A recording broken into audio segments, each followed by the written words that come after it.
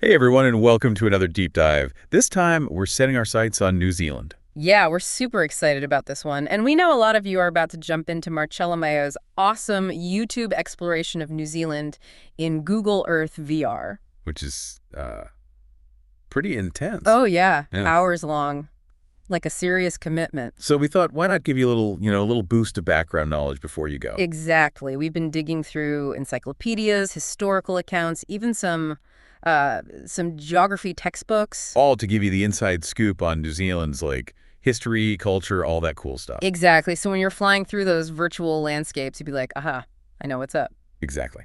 So let's start with the basics. New Zealand, it's been on its own for a long time, right? Oh, yeah, like a really long time. We're talking 80 million years of isolation. Imagine that. 80 million. My brain can't even, what does that even do to the plants and animals there? It makes things get weird, in a good way, of course. Basically, it's like this thing called island biogeography. Things evolve differently when they're cut off from the rest of the world. So no mainland to mix things up. Exactly. And you get some pretty crazy creatures because of it. Like, why bother learning to fly if there's nothing trying to eat you, you know? Oh, right, like those flightless birds New Zealand is famous for. I always wondered about that. Yep. That's just one example. But even before we get to the weird and wonderful wildlife, we got to talk about the first humans to set foot on these islands. And that story starts with a legend. Ooh, I love a good legend. Lay it on me. Okay, so picture this. This Polynesian explorer, Coop, he's sailing around the Pacific, right? Okay, I'm picturing it. And he's chasing this giant octopus, like seriously massive. Whoa, hold up. Giant octopus. Okay, now I'm really interested. Right. So he chases this octopus all the way from the Polynesian islands to, you guessed it, New Zealand. Eventually, he kills the beast. Talk about an epic battle. I know. And get this, the land becomes known as Aotearoa, which means land of the long white cloud. Wow, that's beautiful. It is, right. And it shows how important storytelling is in Maori culture. It's like their history, their values, their connection to the land. It's all woven into these stories. That's really cool. But I'm curious, is that legend the whole story?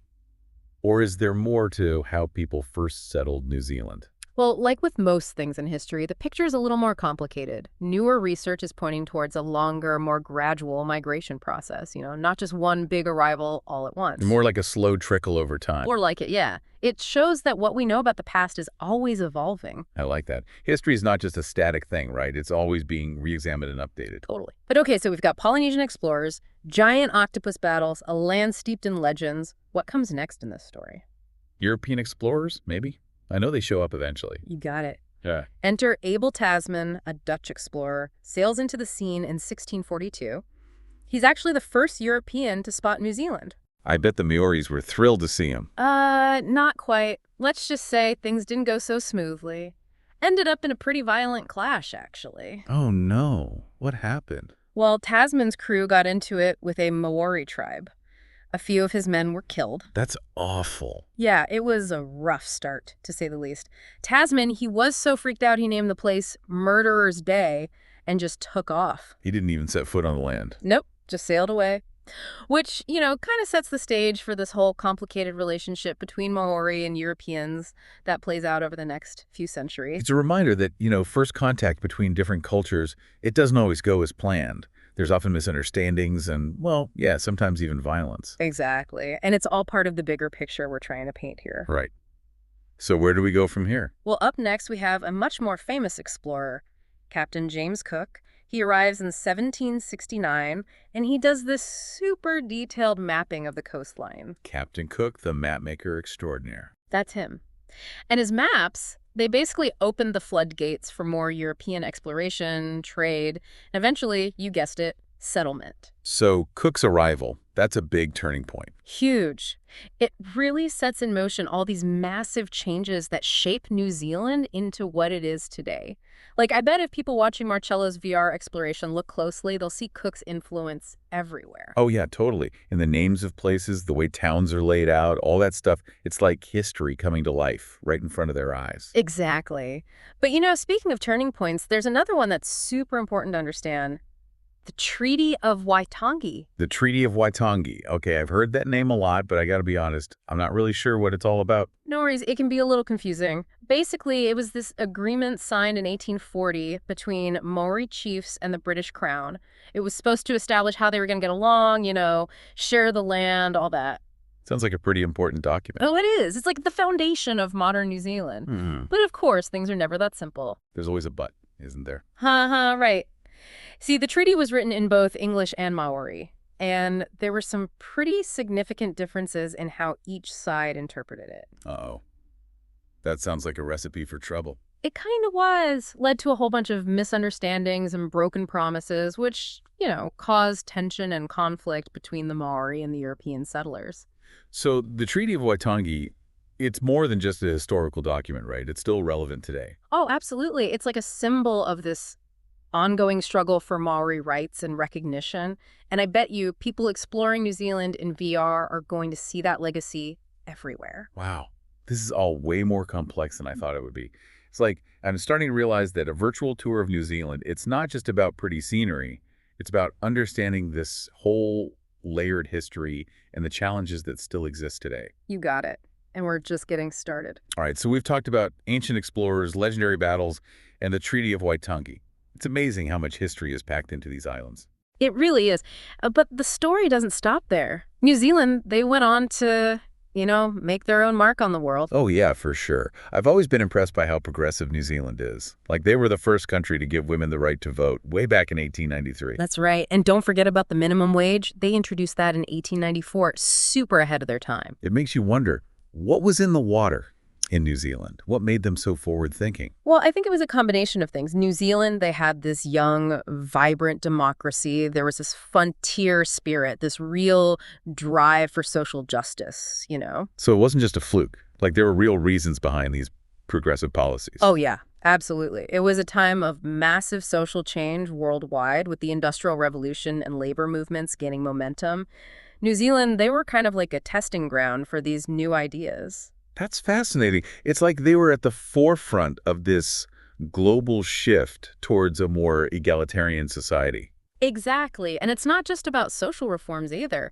New Zealand also went through this really interesting transition from being a British colony to becoming an independent nation. Yeah, they became a dominion within the British Empire in 1907, right? That's right. It was a pretty smooth transition, actually. It allowed New Zealand to, gradually find its own footing on the world stage while still maintaining those ties to Britain. So they were kind of easing into independence. Exactly. It's like they were finding their own voice, figuring out who they were as a nation. It's a really unique story. And I think it's important to understand that journey, especially if you're exploring New Zealand virtually. It gives you a whole new perspective on the country and its people. Totally. But speaking of people, we can't talk about New Zealand without talking about the Maori, right? Absolutely. Their culture is such a rich and integral part of New Zealand's identity. I'm curious, what kind of insights can you share about the Maori that might enhance someone's VR experience? Ooh, so many things. But let's start with the Wairanui, those traditional Maori meeting houses. They are incredible. I've seen pictures. Those intricate carvings, the sense of history. It's like stepping back in time. Exactly. And it's not just a building, it's like this living embodiment of Maori culture, their history, their spirituality, their social structure. It's all represented in the Wairanui. Imagine seeing that in VR. Being able to step inside, look around, really experience the space. It'll be incredible. Oh, I know, right? And then there's the haka. The haka. Oh, man, I get chills just thinking about it. It's such a powerful and moving performance. Right. It's more than just a dance. It's like this expression of strength, unity, pride. It's a way for the Maori to connect with their ancestors, with their land. And it's become so iconic, too. You see it at sporting events, cultural festivals, even military ceremonies. It's really transcended borders. It really has. But of course, the Maori story is also intertwined with the legacy of colonization, as we discussed earlier. Right, the Treaty of Waitangi, the broken promises, the struggle for recognition. It's a heavy topic. It is. But amidst all that hardship, the Maori people, they've shown incredible strength and resilience. They've fought hard to preserve their language, their traditions, their connection to the land. There's been a movement towards reconciliation in recent years, right? Yes. New Zealand is actively working towards addressing past wrongs, returning confiscated lands, revitalizing the Maori language. It's a long process, but there's definitely progress happening. That's encouraging to hear. It's important to acknowledge those difficult chapters of history while also recognizing the efforts being made towards healing and understanding. Exactly. But New Zealand's cultural landscape goes beyond the Maori experience. It's a nation shaped by so many different cultures, people who've immigrated from all over the world. Oh, totally. You've got people of European descent, Asian communities, Pacific Islanders, and so many more. It's like a tapestry of influences woven together. Exactly. And that multiculturalism, it adds this whole other layer of richness to New Zealand. Imagine exploring the vibrant street art in Auckland or experiencing the amazing fusion cuisine in Wellington through VR. Okay, now you're talking my language. Hmm. New Zealand's food scene is definitely on my bucket list. Everyone raves about the lamb. The lamb is amazing, yes. Huh. But there's so much more. Fresh seafood, incredible produce, innovative chefs pushing boundaries. Sounds like a foodie paradise. Eh. But beyond the food, what else defines the Kiwi spirit? I always hear about this can-do attitude, this sense of adventure. Where does that come from? That's a great question. It's hard to pinpoint exactly, but maybe it has something to do with their history. Overcoming challenges, navigating vast oceans, settling a new land. It kind of builds this resilience, this resourcefulness into the culture. So it's like this blend of practicality and a love of pushing boundaries. Yeah, I think so. And it's not just about being serious and practical all the time either.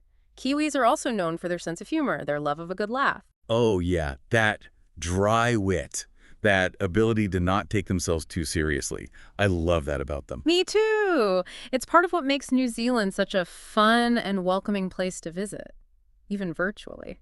So we've got this fascinating mix of history, culture, and a unique national spirit. But of course, we can't talk about New Zealand without talking about the landscapes. Oh my gosh, the landscapes! Get ready for soaring mountains, pristine beaches, lush forests, glaciers, geothermal wonders.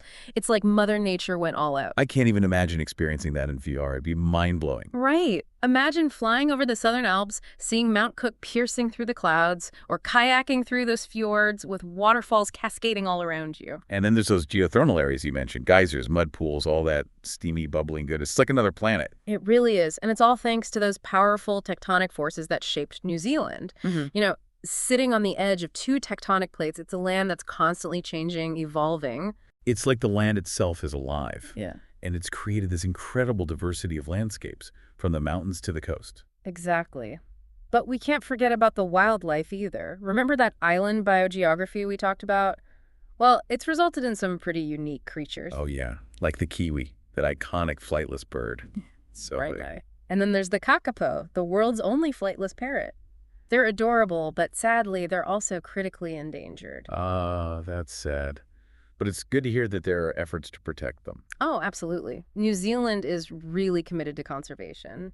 And then there's the tuatara, this ancient reptile that's been around since the time of the dinosaurs. Wait, they have a third eye, right? How cool is that? It's true. It's sensitive to light and might help them regulate their body temperature.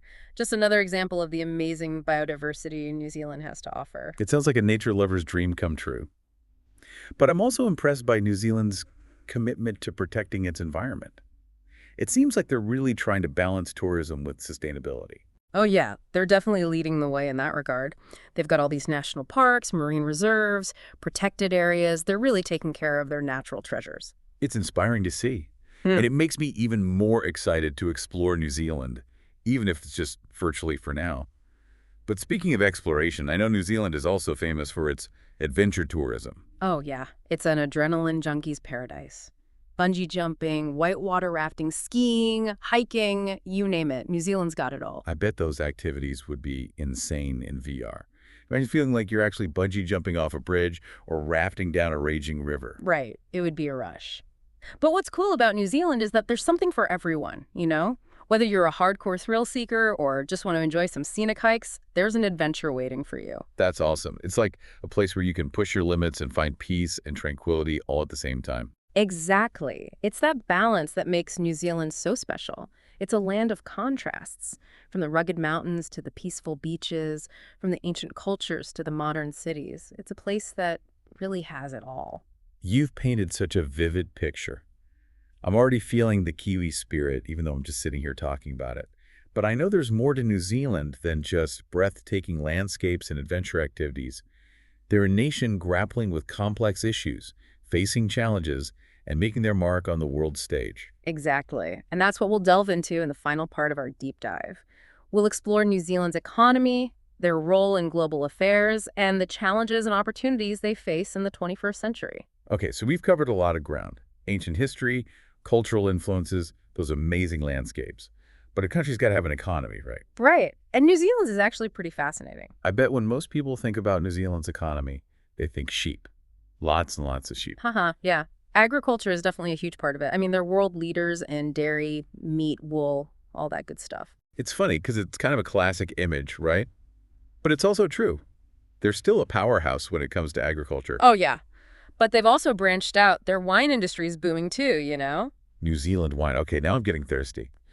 But seriously, that makes a lot of sense. They've got the perfect climate for it, right? Exactly. And of course, we got to talk about tourism. Yeah, tourism's got to be huge for them. I mean, who wouldn't want to visit those incredible landscapes? I know, right? It's a major part of their economy. And they're really good at it too. They've figured out how to make it sustainable, how to protect those natural wonders while still letting people experience them. Which is so important. You don't want to love a place to death. Yes, exactly. But being so reliant on agriculture and tourism, it does make them a little vulnerable. Vulnerable how? Well, think about it. Things like climate change, global economic shifts, those can have a big impact on countries that depend so heavily on those industries. That's true. So are they just, like, crossing their fingers and hoping for the best? Not quite. They're actually pretty proactive. They're investing in things like innovation, technology, renewable energy, trying to build a more resilient economy. That's good to hear. It's like they're not just sitting back and waiting for things to happen. They're actually trying to shape their own future. Exactly. And that kind of forward-thinking attitude, it shows up in their global presence too, you Right. know?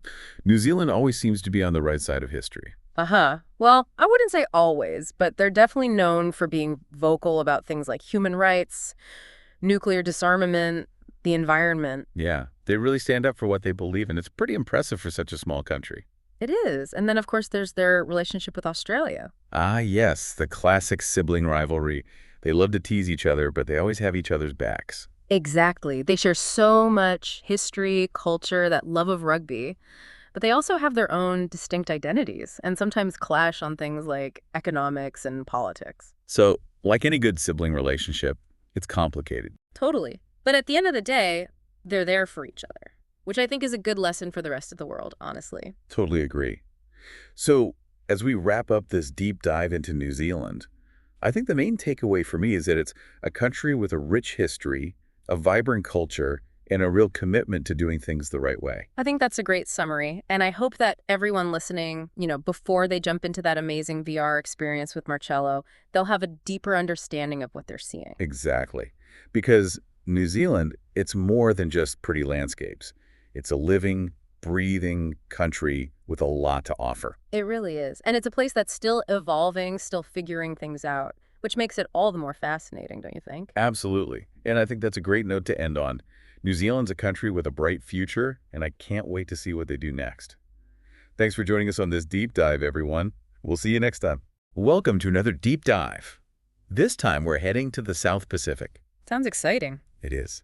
We're going to explore the history of Aotearoa, New Zealand. Ah, New Zealand.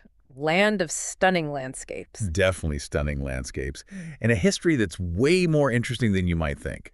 More than just Lord of the Rings filming locations. Very true. I mean, when you think about it, it's actually one of the last places on Earth that humans settled. Right. It really shifts your whole perspective on human migration. It does. You know what stood out to me about the Maori? What's that? Their ability to adapt. I mean, just imagine coming from tropical Polynesia and landing in New Zealand. Colder. A totally different environment. Exactly. They had to change everything, their agriculture, even their clothing, to survive. You know, they even figured out new ways to use native plants. Oh, like? The cabbage tree. They used it for food and medicine. Pretty clever. Really resourceful. Mm. And their social structure. Oh, yeah. They had a really intricate kinship system, plus a strong oral tradition, and that deep connection to the land. That's a theme that comes up again and again in their culture. Not an untouched wilderness at all when the Maori arrived. No, but it wasn't always peaceful either. True. The sources mention intertribal conflicts, and then there's the whole era of the musket wars. Yeah, those wars. The introduction of muskets by Europeans really changed everything. Imagine Maori warfare, but with muskets. Battles became so much more deadly. The casualties were huge. One source talked about a battle with hundreds killed. It really shows how new technology can upset the balance of power. Makes you wonder how colonization would have played out without the muskets. Yeah, it's hard to say, isn't it? But speaking of Europeans, let's go back to that first recorded encounter with Abel Tasman. Back in 1642. Not a very friendly first meeting. No, not at all. Tasman's ships were off the coast of the South Island, but his attempts at contact with the Maori, well, let's just say they turned violent. He never even set foot on New Zealand. And he left with a really negative view of the Maori. It's interesting how our first impression colored European views for years to come. Like a bad first date that ruined it for everyone else? Uh-huh. Something like that. And it wasn't until over a century later in 1769 that Captain James Cook arrived, and things started to shift. Cook's voyages were all about exploration and science, weren't they? Yeah, he was so careful with his records, maps, and observations. He really opened up New Zealand to European eyes. But with his arrival came a more permanent European presence. And that's where the complications really begin. Whalers, sealers, traders, missionaries, all wanting their piece of this new land. And the Europeans brought their whole worldview with them, their concept of land ownership, bound to cause friction with the Maori. Competition for resources and land just increased. And then came one of the most crucial moments in New Zealand's history, the signing of the Treaty of Waitangi in 1840. Yeah, the treaty aimed to create a new nation. But it's been controversial ever since. Those differences between the English and Maori versions seem to be at the heart of the issue. They are. The English version asserted British sovereignty, but the Maori version, using the term Rangatiratanga, guaranteed the chiefs continued control over their lands and possessions. That word Rangatiratanga, it's more than just chieftainship, right? You're right. It's about self-determination, autonomy, the right of the Maori to govern themselves.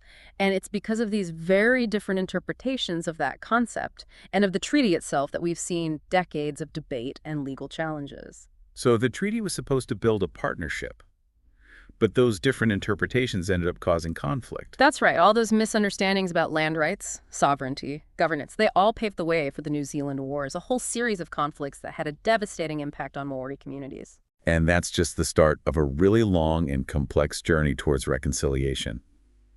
It's a dark chapter in New Zealand's history, but a chapter we can't ignore. Yeah, it's a reminder that even when people try to do the right thing, things can go wrong. Especially when you have different cultures and power dynamics at play. The New Zealand Wars were definitely a turning point. But while all that was going on, the colony was moving towards self-government, and other things were happening that shaped the nation. Yeah, you're right. It's like while those conflicts were going on, the foundations of modern New Zealand were being built.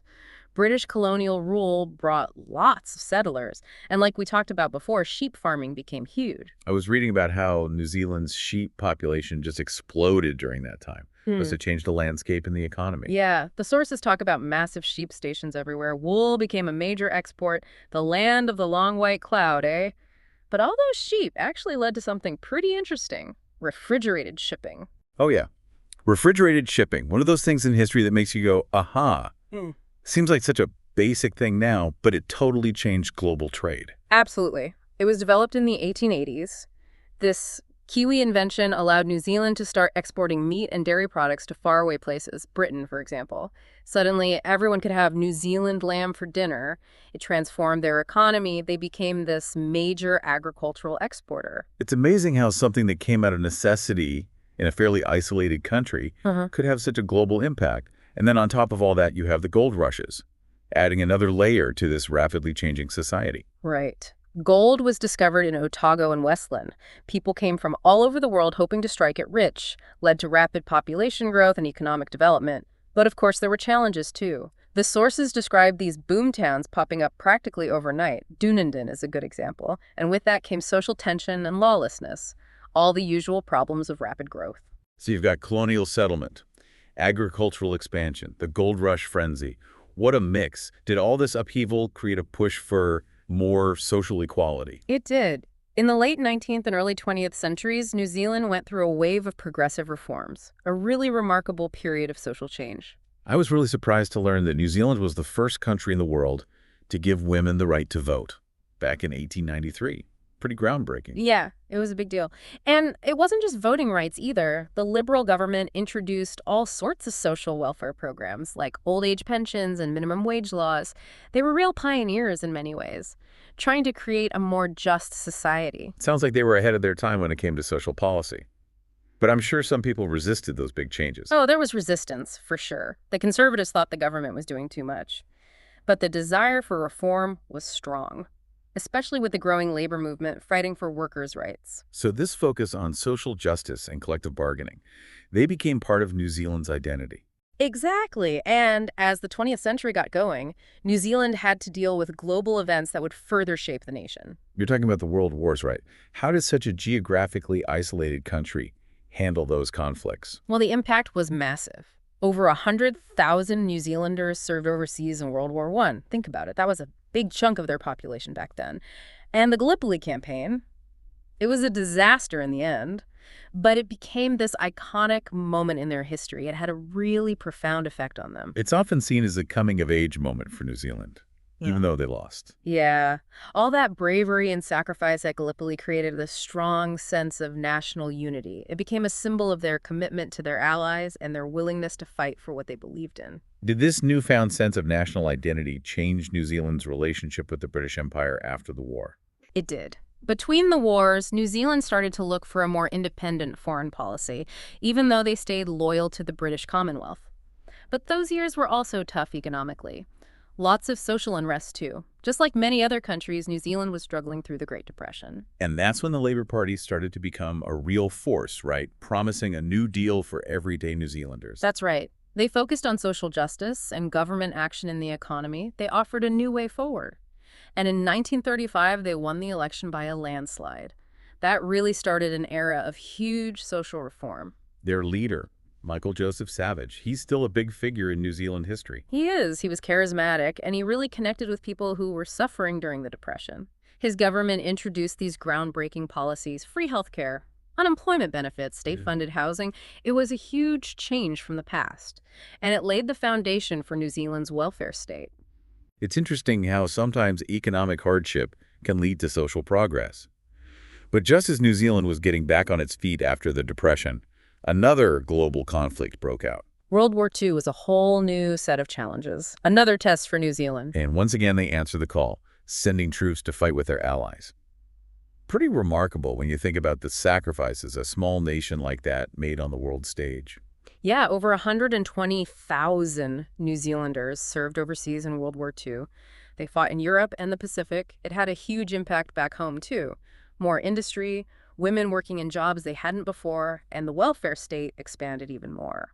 So it seems like those wartime experiences reshaped New Zealand's place in the world and its own social fabric at the same time. They did, and while New Zealand was making its mark globally, big changes were happening at home, too, especially in the Maori community. This is the time of the Maori urban migration, right? Yeah, in the mid-20th century, lots of Maori started moving from rural areas to the cities, looking for bright jobs and a more modern way of life. Must have been a big cultural adjustment. It was, and it led to this new urban Maori culture. Plus, there was a renewed focus on Maori rights and self-determination. It's often called the Maori Renaissance, a time of cultural revival and political awareness. So we see a revival of Maori language, art, and music, and a growing movement to recognize the Treaty of Waitangi. Exactly. People started demanding that past injustices be addressed, and the government started to take steps to deal with those grievances. What were some of the key steps they took? Well, one big thing was setting up the Waitangi Tribunal in 1975. It's an independent body that investigates breaches of the treaty and recommends ways to fix historical wrongs. That seems like a crucial step towards reconciliation and a more bicultural approach to government. It was. The Maori Renaissance really changed how New Zealand understands its own history and identity. But not everyone liked these changes. And as the 1970s went on, New Zealand faced some new economic and social challenges. The global oil crisis of 1973 hit a lot of countries hard. But it seems like New Zealand's economy was particularly vulnerable at the time. Yeah, it was. Their economy was heavily regulated and depended a lot on exports. The oil crisis really exposed those weaknesses. And then they lost their preferential trade agreement with Britain because Britain had joined the European Economic Community. Made things even worse. This was the period when Robert Muldoon was Prime Minister, right? What did he do about these economic problems? Well, Muldoon was prime minister from 1975 to 1984. And he was pretty conservative in his approach. He tried to keep things the same and resisted any big economic reforms. He liked protectionist policies and government intervention, but in the end, it didn't work. He was a pretty controversial figure, wasn't he? Yeah, he was known for being confrontational and using divisive language. And his handling of the 1981 Springbok tour really highlighted the racial tensions in New Zealand. It caused protests all over the country because of South Africa's apartheid regime. The Springbok tour seems like it was a pivotal moment, forcing New Zealand to confront its own issues with race and equality. Yeah, it was. The tour and all the protests that came with it became a symbol of how divided New Zealand society was. People were ready for change. And it paved the way for some major shifts in New Zealand's politics and economy in the years that followed. So it sounds like New Zealand was ready for a change, both with all the internal divisions and the economic problems they were facing. Were people looking for new leadership? They were, and the 1984 election was a big turning point. The Labour Party, led by David Lange, they campaigned on a platform of change, promised to fix the economy and deal with social inequalities. And it looks like the voters were ready for that because they won by a landslide. Yeah, it was a decisive victory. People wanted change. And that new Labour government, they got right to work. They put in place some pretty radical economic reforms. They called it Rogernomics. I've heard that term, Rogernomics. But honestly, I don't really get what it was all about. Can you break it down for me? Think of it like a total makeover of their economic system.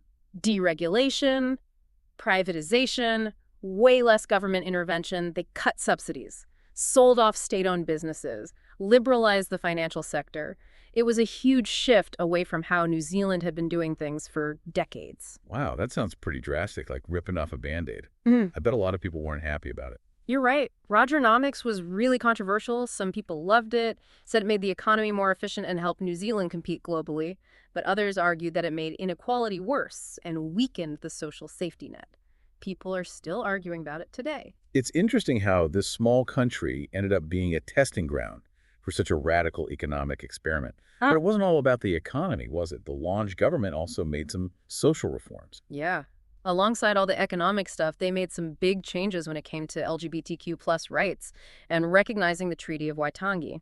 For example, the Homosexual Law Reform Act in 1986 decriminalized homosexuality. That was a major step forward. So they were dealing with social justice at the same time as all the economic upheaval. Was there a feeling that these two things, the economic reforms and the social progress, were connected somehow? There was. A lot of people saw it as a way to modernize New Zealand and make it more inclusive. But maybe the biggest thing about the Lange government was their stance on nuclear weapons. Yeah, New Zealand going nuclear-free, that's a policy that really shows their independent spirit. Right. In 1985, New Zealand declared itself a nuclear-free zone, banned all nuclear-powered or nuclear-armed ships from their waters. It was a bold move, and it didn't go over well with their allies, especially the United States. They ended up getting kicked out of the ANZ-US Security Alliance. It must have taken a lot of guts to stand up to those big powers like that. It did. But the Lange government was determined to do their own thing, even if it meant damaging relationships. And a lot of New Zealanders really liked this decision. They saw it as proof of their country's commitment to peace. And of course, we can't forget about the sinking of the Rainbow Warrior. That was a crazy event that really put New Zealand in the spotlight. It was. The bombing of that Greenpeace ship, right in Auckland Harbor in 1985. French secret agents did it. It was a huge international scandal. New Zealanders were furious, and it made them even more committed to being nuclear-free. It showed the world that even a small country like New Zealand wouldn't back down when it came to their principles. It just shows you that history is full of surprises, even for a place that's often seen as peaceful and far away. So how did New Zealand handle the rest of the 20th century and the beginning of the 21st? Well, they kept evolving. They switched to a mixed-member proportional voting system in 1996 that was supposed to make their parliament more diverse and representative, and their economy became more varied. Tourism became a big deal, and they've continued to work on social justice and reconciliation with the Maori. I've read that the 21st century has been both good and bad for New Zealand. Yeah. There have been triumphs and tragedies, the Christchurch earthquake in 2011, and then those horrible mosque attacks in 2019. Those events really tested the nation's resilience. But we also saw Amazing displays of compassion and unity in response, especially after the mosque attacks. Jacinda Ardern, the prime minister, she was incredible. Yeah, she had this message of empathy. Mm. And she took action on gun control right away. People all over the world were impressed. It showed that New Zealand could face something terrible with grace and determination. And then, of course, there was the COVID-19 pandemic. That was a global crisis that really put every country to the test. Right. New Zealand's response to the pandemic was really interesting. Strict border controls and lockdowns.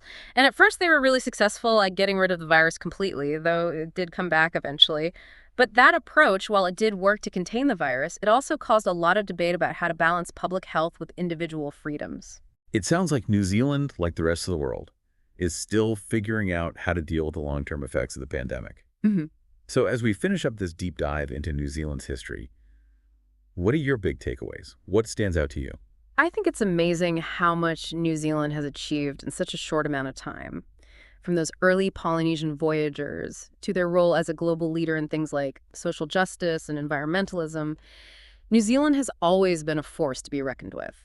They're not afraid to be different, to forge their own path, and to stand up for what they believe in, even when powerful countries disagree with them. It's an incredible story of resilience and innovation, and they've definitely shown a willingness to face challenges head-on.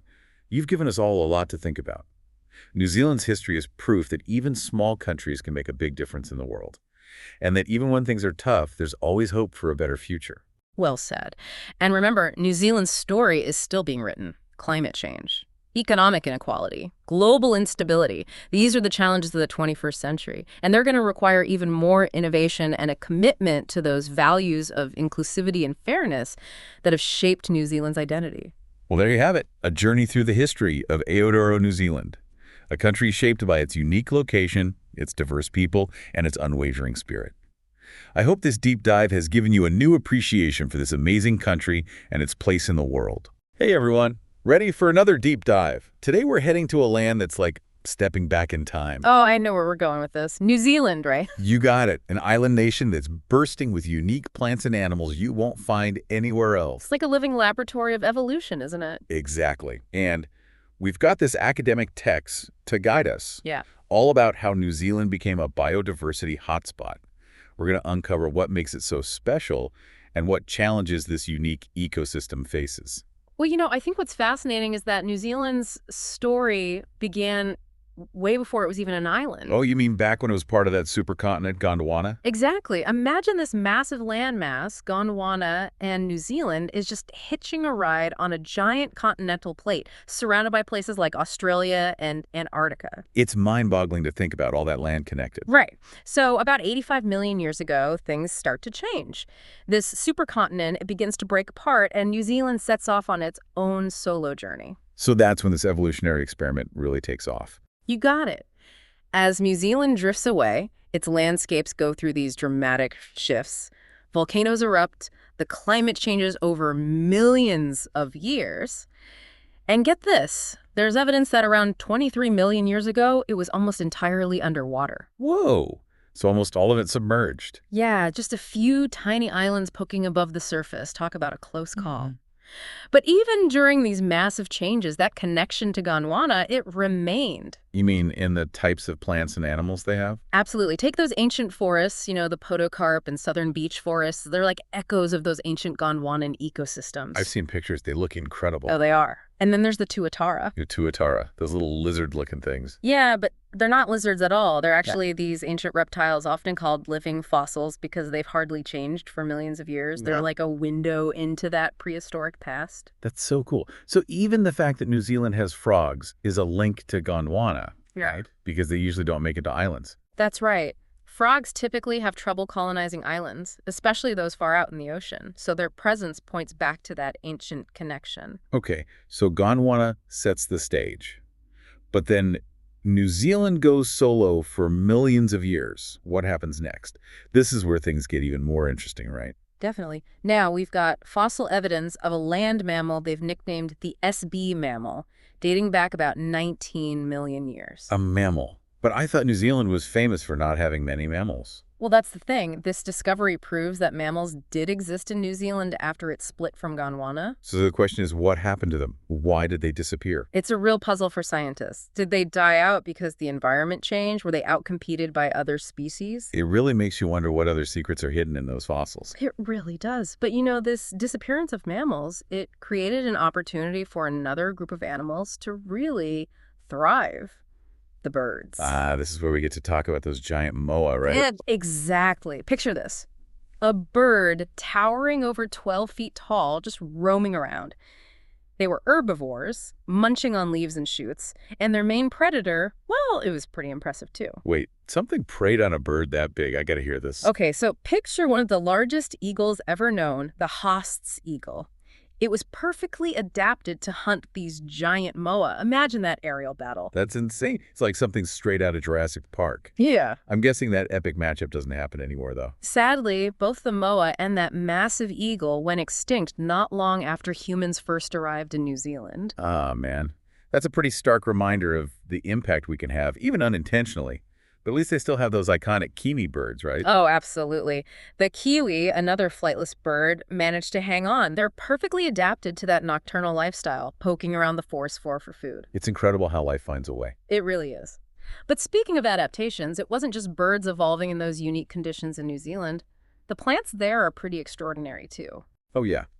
What kinds of plants are we talking about? Well, you've got those ancient podocarp forests with those massive kauri trees. Some of them are over 2,000 years old. Wow, 2,000 years old. It's incredible, right? And then you've got those crazy shrublands dominated by, get this, giant daisies. Giant daisies. I need to see a picture of this. They're incredible. All of this, it paints a picture of a world apart, you know? World of endemism. Endemism meaning those species found nowhere else on Earth, right? Exactly. And New Zealand, it's like the poster child for endemism.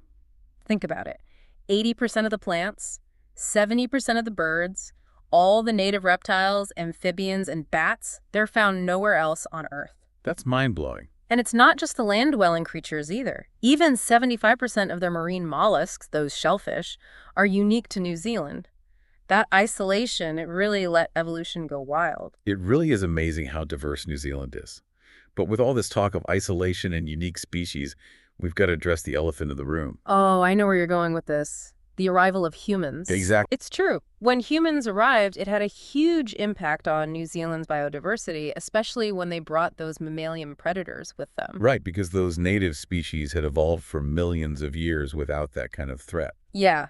Many of them just weren't equipped to deal with predators like rats, stoats, and cats. It's what ecologists call ecological naivety. It's kind of sad to think about all those species that just couldn't adapt in time. It's a harsh reality. New Zealand has lost over half of its bird species since humans arrived, plus a bat species, several frogs, and even a freshwater fish called the New Zealand grayling. Wow, that's a lot of extinctions. It's heartbreaking, and those losses, they have ripple effects across the whole ecosystem. But even amidst this loss, there is a glimmer of hope. You know, New Zealand is really actively working to protect and restore what remains. Yeah, that's what I want to hear more about. What are they doing to turn things around? Well, one of the most successful things they've been doing are those island restoration projects. They've cleared invasive species from whole islands, turning them into safe havens for native wildlife. It's like creating these little pockets of hope where native species can recover and thrive. Tell me more about how that works. Well, they're basically getting rid of those pesky invasive mammals, whether it's on an actual island or by fencing off areas on the mainland. They call those ecological islands, too. So they're creating these protected zones where nature can heal itself. Exactly. And what's really cool is that restoring these areas isn't just about bringing back individual species. It's about understanding the complex relationships between them and rebuilding those interactions. Okay, I'm interested. Tell me more about those relationships. So, for instance, some of those native plants can only be pollinated by certain birds. If those birds are gone, the plants can't reproduce and the whole system starts to break down. So it's like a domino effect. Losing one species can impact a whole bunch of others. Precisely. It's about recognizing that every piece of the puzzle, no matter how small, is vital to the big picture. This makes me think about that 80% of New Zealand's plants being endemic. That's a huge responsibility. It really is. Protecting that level of endemism means you need a multi-pronged approach. Removing invasives is just the start. You also have to manage land use, control pollution, and tackle that looming threat of climate change. Man, that sounds like a daunting task. What are some of the biggest hurdles facing these conservation efforts? Well, funding is always a major issue. These projects are complex, they take a lot of time, and they need serious financial resources to succeed. Right, and it's not just about the money, is it? You need people to care. You need public support to make these efforts last. You're absolutely right. Raising awareness and teaching people about the value of biodiversity is absolutely crucial. We need to help them understand that protecting nature isn't just about saving pretty landscapes. It's about protecting our own future. It's a good reminder that we're all connected to this web of life, and what we do impacts everything else. Couldn't have said it better myself. And speaking of understanding those connections, ongoing research is vital to guide these conservation efforts. That makes sense. So what are some of the research areas that are helping protect New Zealand's biodiversity? Well, there's some really fascinating stuff happening with genetics. Scientists are analyzing the DNA of endangered species to try and figure out their evolutionary history and how they've adapted to their environment. It's like they're using DNA to piece together a puzzle millions of years in the making. Exactly. And another critical area of research is the impact of climate change. They're studying how rising temperatures and changing weather patterns might affect these delicate ecosystems. Because even with all the work to remove invasive species and create those protected areas, climate change is a whole other beast, right? It doesn't care about boundaries. You're absolutely right. It's a global issue that needs a global response. But, New Zealand's conservation efforts are showing us that even with these huge challenges, there is hope. It's inspiring to see people coming together, using science and innovation to try and make a difference. And their work isn't just important for New Zealand, it's helping the whole planet. Don't forget, biodiversity loss is a global crisis. It really puts things in perspective, doesn't it? New Zealand is setting an example for the rest of the world, showing what's possible when you combine scientific knowledge with passion for conservation. Exactly. They're showing us that we can make a difference if we act decisively and work together. But, there's another side to New Zealand's biodiversity that I find particularly fascinating. It's the part that relates directly to us, to humans. Oh, now this I got to hear. How does New Zealand's biodiversity directly connect to us? Well, we've been talking about how humans have impacted New Zealand's unique ecosystems, but what if we look at it from a different angle? What can we learn from this incredible array of life that's been evolving in isolation for millions of years? You mean, what can New Zealand's biodiversity do for us? Precisely. Think of it as this vast, untapped library of natural solutions just waiting to be discovered. We've barely scratched the surface of understanding what these plants and animals can offer. Okay, you got me hooked. Give me some examples. What kind of potential are we talking about? Well, imagine studying the adaptations of plants that thrive in New Zealand's harsh alpine environments. Could those adaptations help us develop drought-resistant crops to feed a growing population? Wow, that's incredible. Using nature's own ingenuity to solve our problems. Exactly, and that's just one example. The unique chemical compounds found in New Zealand's native plants could lead to new medicines or even inspire innovative biotechnologies. So protecting biodiversity isn't just about saving species. It's about safeguarding our own future. You got it. Protecting New Zealand's biodiversity is an investment in our own well-being. It reminds me of that quote, "The more we focus on the wonders and realities of the universe around us, the less we'll want to destroy it." It feels especially relevant when talking about New Zealand. I agree. We often focus on the negative impacts of human activity, but there's this incredible potential for humans and nature to collaborate and innovate together. It's about shifting our mindset from exploitation to respect and understanding. Exactly. And that brings us back to our academic text, which emphasizes the importance of research and education. The more we learn about New Zealand's biodiversity, the better we can protect it and unlock its potential. So for our listener, what's the most important thing to remember about New Zealand's biodiversity? New Zealand is like this incredible living laboratory of evolution, a place where isolation created some of the most unique biodiversity on the planet. But it's also incredibly vulnerable to human impacts. What happens in New Zealand affects us all. It's a reminder that we're all connected, and protecting biodiversity wherever it is essential for the future of life on Earth. Well said.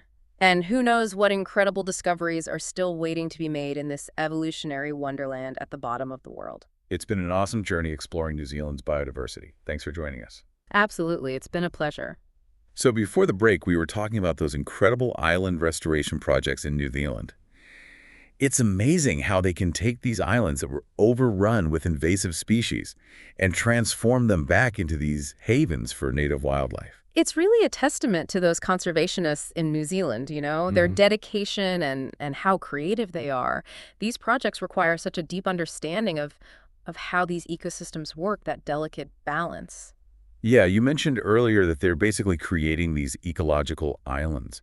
Could you maybe explain a bit more about what that actually means? Sure, sure. It's kind of like creating a safe zone within a larger area, So these ecological islands, they can be actual islands that they've cleared of those invasive predators. Or they can even be fenced off areas on the mainland. Oh, interesting. So it's all about creating these protected areas, these bubbles where the native species can thrive without having to worry about all those introduced predators. Exactly. And a really important part of these projects is reintroducing those native species that had been pushed out or were close to disappearing completely. It's like giving them a second chance, right? Yeah. A fresh start in a place where they can really flourish. Yeah, that's a great way to put it. And it's not just about bringing back individual species either. It's about restoring that whole web of life that makes these ecosystems so unique, all those complex interactions. Can you give me an example? How do all those connections actually work? Well, let's take pollination, for example. Many native plants in New Zealand, they've evolved to rely on very specific birds for pollination. But if those birds are gone, well, the plants can't reproduce and the whole ecosystem suffers. Oh, I see. So bringing back those birds isn't just about saving that one bird species. It's about restoring a whole web of interactions. That's a great way to put it. It's like putting a complex puzzle back together, Recognizing that every single piece, no matter how small, plays a crucial role in the bigger picture. It really shows just how interconnected everything is.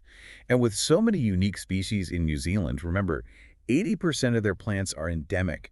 Protecting that biodiversity must be incredibly challenging. Oh, it is. It is. And, removing invasive species is just one piece of the puzzle. You also have to think about managing land use and controlling pollution and tackling the ever-growing threat of climate change. Wow, it sounds like they've got a lot on their plate. What would you say are some of the biggest hurdles facing these conservation efforts? Funding is always a big one. These projects are complex and they take a long time and they need a lot of resources to succeed. Right, and it can't just be about the money, can it? You need the public on board, too. Absolutely.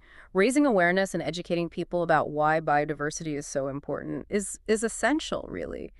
We need to help people understand that protecting nature isn't just about preserving pretty landscapes, it's about protecting our own future. It's about recognizing that we're all part of this interconnected web of life and that our actions have real consequences. Exactly. And speaking of understanding those connections, scientific research is so important for guiding these conservation efforts. It makes sense. So what are some of the research areas that are helping to protect New Zealand's biodiversity? Well, one of the most exciting areas is genetics. Scientists are analyzing the DNA of endangered species to try and figure out their evolutionary history and how they've adapted to their environment. So it's like using DNA to unlock the secrets of how those unique species came to be, right? Precisely. And another really important area is looking at the impact of climate change. Scientists are studying how things like rising temperatures and changing weather patterns might affect these delicate ecosystems. Right, because even with all the work being done to remove invasive species and create those protected areas, climate change is a whole other challenge, isn't it? A global challenge. You're absolutely right. It's a global issue that requires a global response. But what's encouraging is that New Zealand's conservation efforts are proving that even in the face of such massive challenges, there's still hope. It is inspiring to see people come together and use science and innovation to try to make a difference. And, their work isn't just important for New Zealand, it's really a contribution to the health of the entire planet.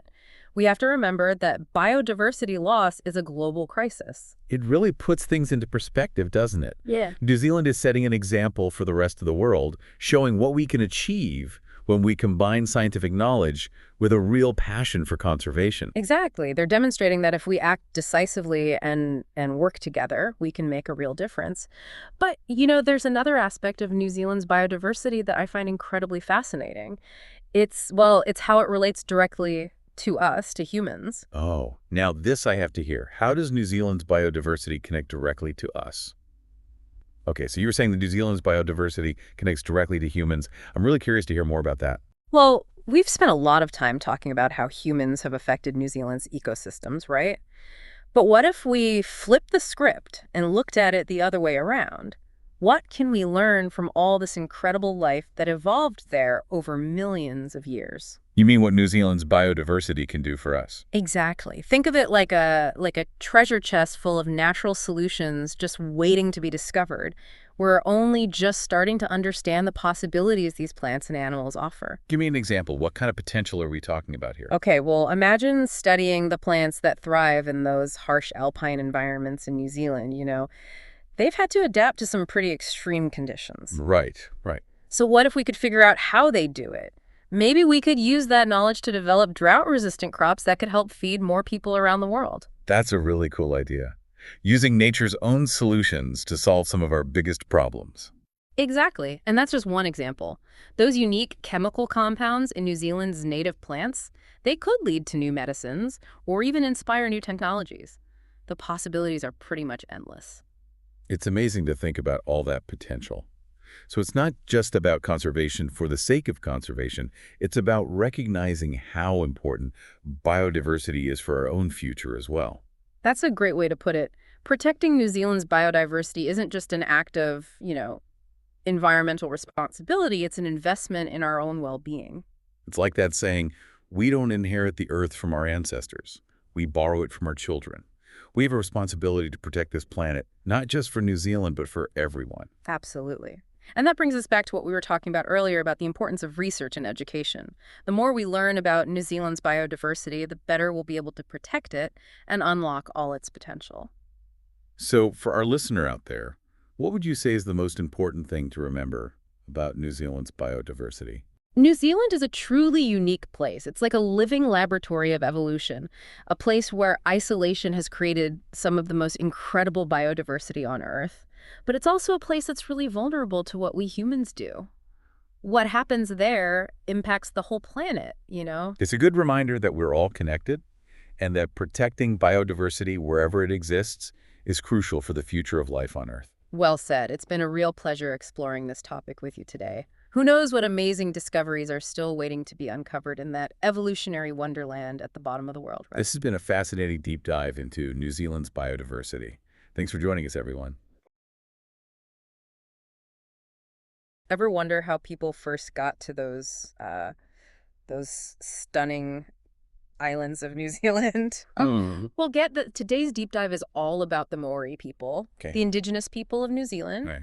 We're going to uncover their origins, their journey to New Zealand, their vibrant culture, Right. and even how they navigate modern society. Wow. It doesn't matter if you're prepping for a trip, brushing up for a presentation, or just a curious soul. Yeah. We've got you covered. Today, we're pulling most of our info from this encyclopedia entry. Okay. It's a bit dense, Right. but packed with fascinating details. It's amazing how much we can learn from these kinds of resources. Right. They give us a really solid foundation for understanding a culture as rich and complex as the Maori. Okay, so let's start with their arrival in New Zealand. The encyclopedia mentions that the Maori people are actually Polynesian explorers who made this incredible journey across the Pacific Ocean Wow. in their waka, Oh, wow. these large canoes. Can you imagine navigating by the stars with nothing but the wind and the waves to guide you? It truly is remarkable. Talk about adventurous. Those voyages weren't just lucky breaks. They required incredible seafaring skills, a deep understanding of ocean currents, and a mastery of celestial navigation. The Maori people were some of the most skilled navigators in history, Right. and their voyages played a crucial role in shaping Polynesian history. It makes you wonder what it must have been like to see those islands for the first time after such an epic voyage. Now, the encyclopedia also mentions this debate about their exact arrival date. I found that pretty interesting. It says the traditional Maori narrative, based on their oral histories, suggests they arrived around 1350 AD. That's right, and those oral histories are incredibly important for understanding Maori culture. But as with any historical event, it's crucial to consider all forms of evidence. Recent archaeological and genetic research, using techniques like radiocarbon dating, suggests a slightly earlier arrival, somewhere between 1250 and 1275 AD. So a whole century earlier than previously thought. It reinforces the importance of continually re-examining historical narratives as new evidence emerges. And it also highlights how archaeology and oral traditions can complement each other to provide a more nuanced understanding of the past. That's a pretty big difference. It makes you wonder if that might change how we understand early Maori history. Absolutely. Speaking of pushing boundaries, I was blown away by this theory, and I know it's just a theory about Right. Maori explorers possibly reaching Antarctica. Wow. That just seems unbelievable. It is a captivating idea, isn't it? Yeah. There's a reference in Rarotongan oral history, which is closely linked to Maori culture, about a voyage led by a chief named Uaitiranjora around 650 AD. The descriptions of a place of bitter cold where rock-like structures rose from a solid sea have led some to speculate they might have encountered Antarctica. Wow, just imagine Maori explorers in Antarctica centuries ago. Even if it's just a possibility, it speaks volumes about their adventurous spirit and seafaring prowess. And it makes you think about New Zealand's modern-day connection to Antarctica in a whole new light, doesn't it? It certainly adds another layer to that relationship. It's a reminder of the deep historical ties that can exist between seemingly unconnected places and cultures. But, for now, let's shift our focus from epic voyages to life on land. The early history of Maori in New Zealand is often categorized into two periods, Okay. the Archaic and the Classic. And the encyclopedia paints a fascinating picture of life during those times.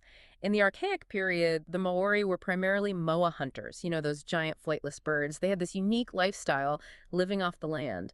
And what's really interesting is that there's no evidence of weapons or fortifications from this time. That's an important observation. Right. The absence of those things doesn't necessarily mean there was no conflict, but it does suggest a different social dynamic compared to the later Classic period. So what changed? Huh. What prompted that shift to the Classic period?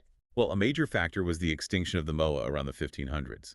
This was a primary food source for the Maori, and its disappearance, coupled with a cooler climate, would have put immense pressure on resources.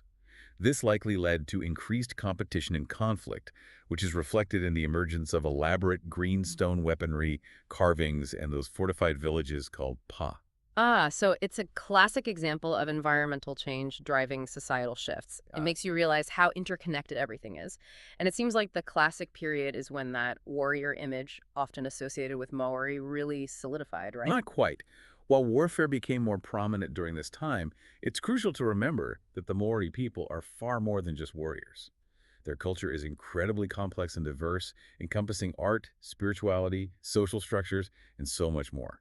Reducing them to just their warrior aspect is a dangerous oversimplification.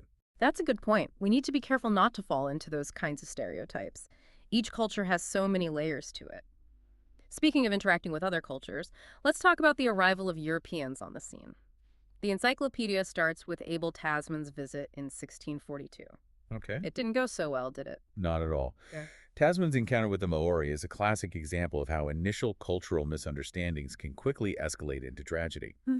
His men were killed, likely in retaliation for Tasman firing on a Maori canoe. It wasn't exactly a recipe for peaceful relations. Definitely not the smoothest of starts.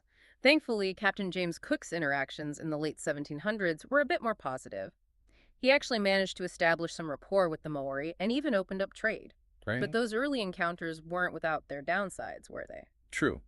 While trade brought new technologies and knowledge to the Maori, it also introduced diseases like smallpox and measles. Mm-hmm. And those diseases had a devastating impact on the Maori population, leading to widespread illness and death. It's a stark reminder that cultural exchange, while often beneficial, can also have unintended and tragic consequences. And then, of course, there's the introduction of muskets, which completely changed the dynamics of intertribal warfare. Right. The Musket Wars, which took place in the early 1800s, were a particularly dark period in Maori history. The muskets, obtained through trade with Europeans, intensified existing conflicts and led to widespread bloodshed. However, it's important to note that while muskets increased the intensity of the conflicts, the impact of European diseases on the Maori population was far more devastating. So we're seeing this complex mix of factors at play. Yeah. Increasing European settlement, the desire for British protection by some Maori chiefs and missionaries, and these underlying tensions over land and resources. All of this sets the stage for the Treaty of Waitangi, signed in 1840. Okay. It was intended to establish a framework for coexistence between Maori and the British Crown. But it ended up causing a lot more problems than it solved, didn't it? It did. And much of that stems from the differing interpretations between the English and Maori versions of the treaty. The Maori version didn't cede sovereignty. which was a key point of misunderstanding. This discrepancy, along with different cultural understandings of land ownership, has fueled ongoing debates and tensions over the treaty's true meaning and implications. So even with good intentions, the Treaty of Waitangi ended up creating a whole new set of problems, Right. which unfortunately led to even more conflict. And that conflict came to a head in the 1860s with the New Zealand Wars. These wars were a major turning point in the relationship between Maori and the British Crown. They stemmed from rising tensions over land ownership and ultimately led to the government confiscating vast tracts of Maori land. This displacement and marginalization of Maori communities had far-reaching consequences that are still felt today. It's heartbreaking to see how these historical injustices continue to impact Maori communities. The encyclopedia is very clear that these land confiscations contributed to the social and economic disadvantages faced by many Maori for generations to come. And it's in this context that we see the emergence of the Maori King movement, Okay. or Kingatanga, in the mid-1800s. What was the purpose of that movement? Was it a direct response to the land confiscations? It was certainly influenced by the events of the time. The Kingatanga was an attempt to unify Maori or tribes, under a single leader who could stand on equal footing with the British monarchy and advocate for Maori rights and interests. It was a way to protect their land, assert their sovereignty, and counter the growing influence of the colonial government. So, a symbol of resistance and self-determination in the face of oppression. Exactly. The Kingatanga became a powerful symbol of Maori resilience and cultural identity, playing a crucial role in preserving their heritage during a time of immense change. And it's amazing that this movement has endured to this day. The current Maori monarch, Ngawai Hano-i-Tepu, was elected just last year in 2024, which shows how important the movement still is. It really does. While the monarch doesn't hold any legal power within the New Zealand government, their role as a cultural leader and a symbol of unity remains deeply significant for many Maoris. And their residence at Turangawawa Marae underscores the connection to tradition and ancestral lands. It's a powerful symbol of their enduring heritage. Now, as we move into the late 19th, early 20th centuries, things take a bit of a darker turn. Yeah. The encyclopedia talks about this period of assimilationist policies aimed at suppressing Maori culture and language. It was a difficult time, marked by the misguided belief that Maori culture was destined to vanish. Policies like the Tohunga Suppression Act of 1907, which criminalized traditional healers, and the suppression of the Maori language in schools were incredibly damaging. They were deliberate attempts to erase Maori identity. Right. And sadly, they did have a significant impact. The encyclopedia mentions a census from 1896 that shows a drastic decline in the Maori population, down to just over 42,000 compared to over 700,000 Europeans. It's a tragic illustration of how colonization can inflict deep wounds on indigenous cultures. But even in the face of such adversity, the Maori people's spirit endured. And that brings us to a turning point, the cultural revival that began in the mid-20th century and gained momentum in the 1960s with the rise of the Maori protest movement. This was a time of reawakening, a reclaiming of Maori identity and heritage. The establishment of Kushengareo, Maori language preschools, was a key development in this movement. These preschools were all about creating spaces where the Maori language could thrive and be passed on to future generations, weren't they? Exactly. It was about reclaiming their language and ensuring its survival. And this revitalization extended beyond language. There was a growing recognition of Maori culture in mainstream society, reflected in things like the Maori television channel and the increasing use of Maori words in everyday New Zealand English. It's inspiring to see how this cultural resurgence has taken hold, creating a more inclusive and representative New Zealand society. Now, let's look at some modern demographics to get a clearer picture of the Maori population today. The 2023 census data tells an interesting story. There are now nearly 978,246 people identifying as Maori, representing a significant increase from previous decades and making up almost 20% of the New Zealand population. That's a substantial and vibrant community. Are there any regional variations in Maori populations? Absolutely. Some areas, like the Chatham Islands and the Wairoa District, have a majority Maori population. In contrast, places like Upper Harbor and Auckland have a much lower concentration. It's also interesting to note that many Maori identify with both European and Maori ethnicity, reflecting a long history of intermarriage and shared heritage. It really speaks to the complexities of identity and how cultures blend and evolve over time. This brings us to our next topic, Maori culture today. It's a dynamic and evolving culture, blending traditional and modern elements. What are some of the key aspects that define it in the 21st century? One of the most important elements is the continued relevance of the marae as a central hub for Maori communities. These meeting grounds serve as gathering places for cultural events, ceremonies, and discussions. They reinforce a sense of belonging and shared identity. It sounds like they play a vital role in maintaining social cohesion and cultural continuity. What about those traditional social structures? Are they still in place today? While some aspects have evolved, the concepts of hapu and iwi, which are kinship groups based on lineage and shared ancestry, remain integral to Maori social organization. They provide a framework for connection, support, and decision-making, grounding individuals in their ancestral lineage. So it's a fascinating blend of tradition and modernity. How do those traditional practices manifest in modern Maori society? You see it in the continued observation of traditional practices like tapu and noa, which govern concepts of sacredness and respect. But you also see it in the integration of modern elements into everyday life. It's this dynamic interplay that makes Maori culture so unique and vibrant. And what about the role of elders and knowledge holders in modern Maori society? They remain absolutely crucial. Tohunga, who are experts in various fields, and Kaumatua, who are elders holding wisdom and experience, continue to play vital roles in guiding and mentoring younger generations. They ensure the transmission of cultural knowledge and values, providing a living link to the past. It's inspiring to see how Maori culture has adapted and thrived, maintaining its essence while embracing the challenges and opportunities of the modern world. Unfortunately, we can't ignore the socioeconomic disparities that continue to affect many Maori. The encyclopedia highlights some sobering statistics. Yes, this is a crucial aspect of understanding the realities faced by many Maori today. Despite progress in some areas, they still experience lower life expectancies, higher incarceration rates, and significant educational achievement gaps compared to other New Zealanders. Those are some serious systemic issues rooted in historical injustices and ongoing inequalities. It's clear that more needs to be done to address these disparities and create a more just and equitable society for all New Zealanders. Absolutely. And while there's no easy fix, there are ongoing efforts to address these issues, including treaty settlements and socioeconomic initiatives aimed at closing the gaps and promoting Maori well-being.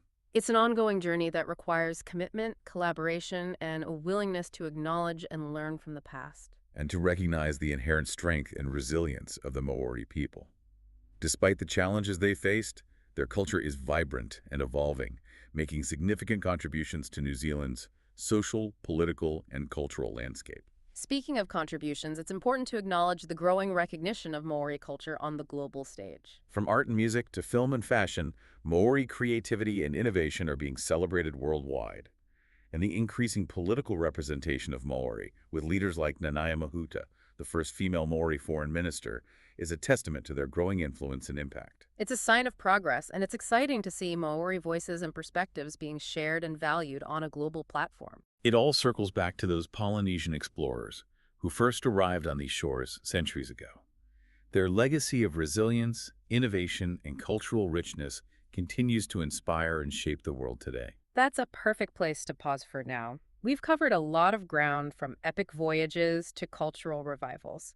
But there's so much more to explore. Stay tuned for part 2, where we'll delve even deeper into the unique aspects of Maori culture, from their art and spirituality to their traditions and performing arts. We'll uncover the intricate details of their belief systems, the power of their performing arts, and the enduring legacy of their traditions.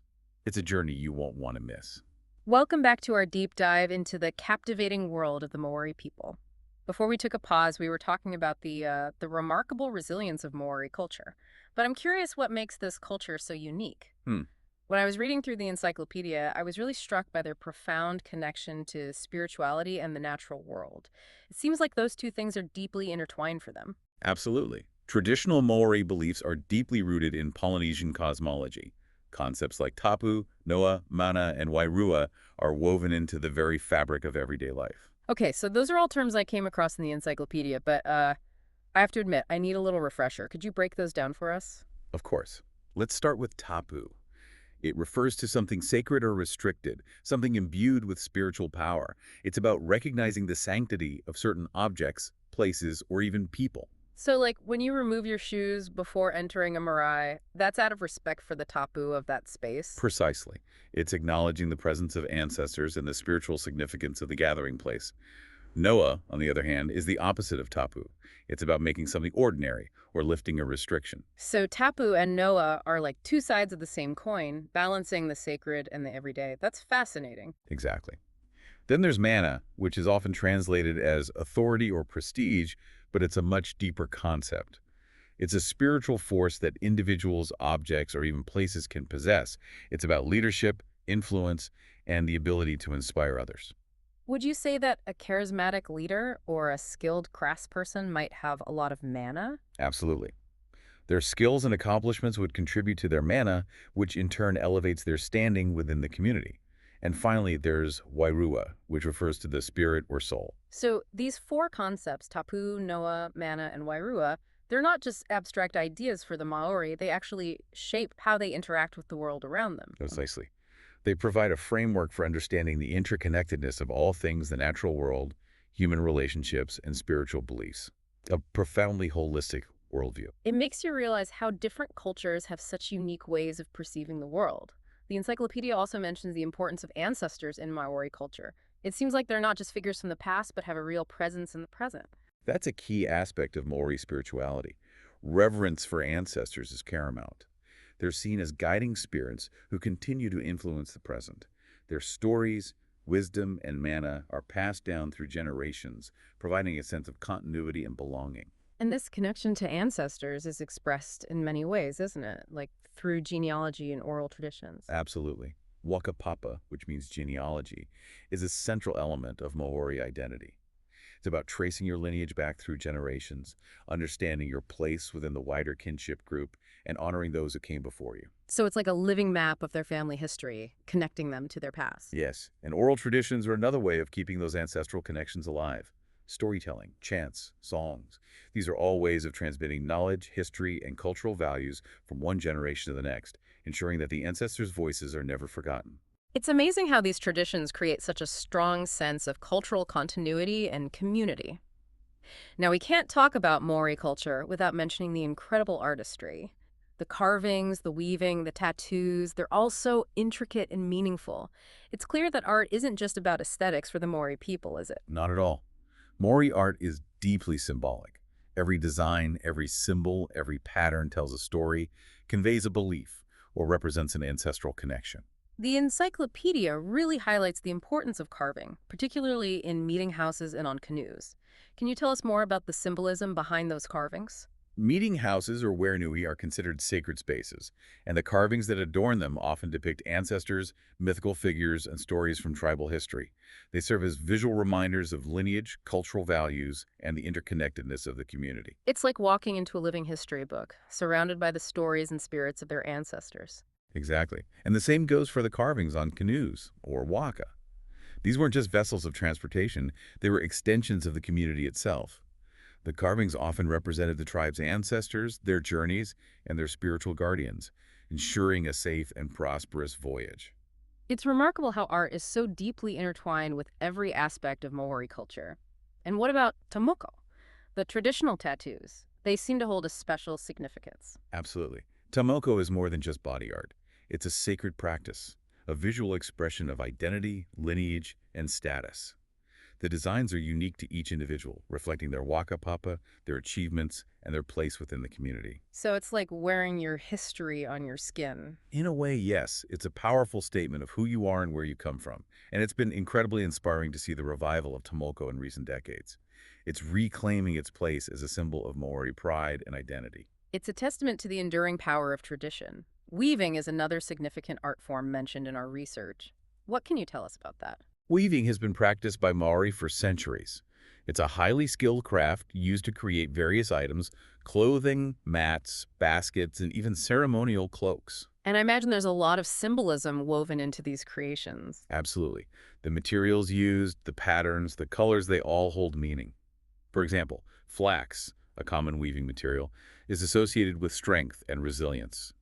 Certain patterns represent different tribes or ancestral connections. So each woven object is a work of art and a repository of cultural knowledge. Precisely. Every woven object is a testament to the skill, creativity, and cultural knowledge of the weaver. It's amazing how these traditional art forms continue to thrive in the modern world, keeping Maori culture alive and vibrant. And speaking of vibrant, we have to talk about the performing arts. The encyclopedia describes kapa haka as a particularly powerful and moving form of expression. Kapa haka is a captivating blend of song, dance, and storytelling.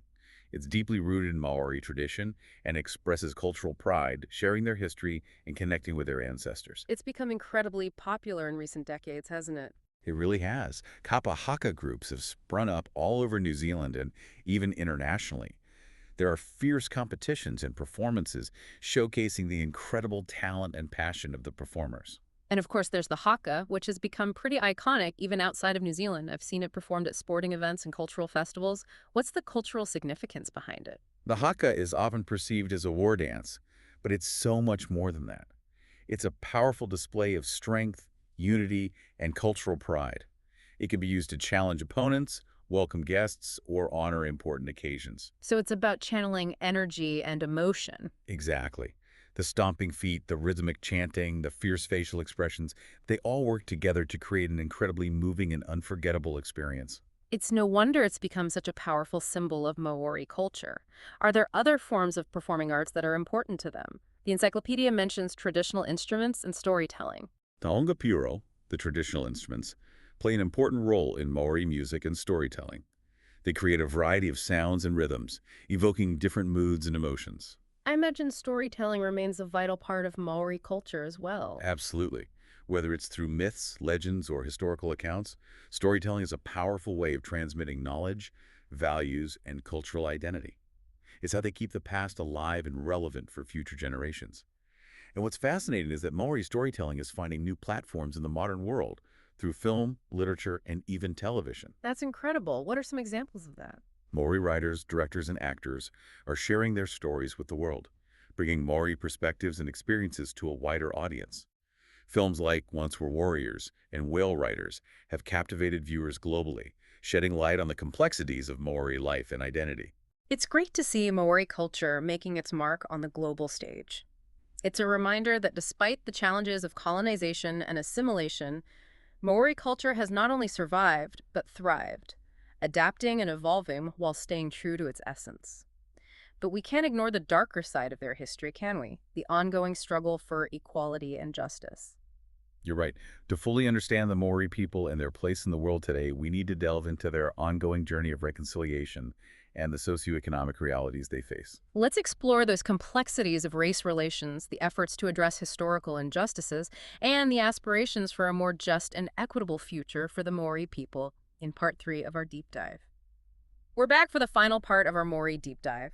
We've gone from those epic voyages to the heart of their culture, but there's one big piece left. Yeah, a crucial one. To truly understand the Maori today, we need to talk about the social and political landscape they navigate. Right. The legacy of colonization, the fight for equality, and the path towards reconciliation. It's heavy stuff. It is heavy stuff, but it's part of the full picture, isn't it? It is. Our trusty encyclopedia touches on some of these issues, Uh-huh. particularly race relations and the socioeconomic disparities. Exactly.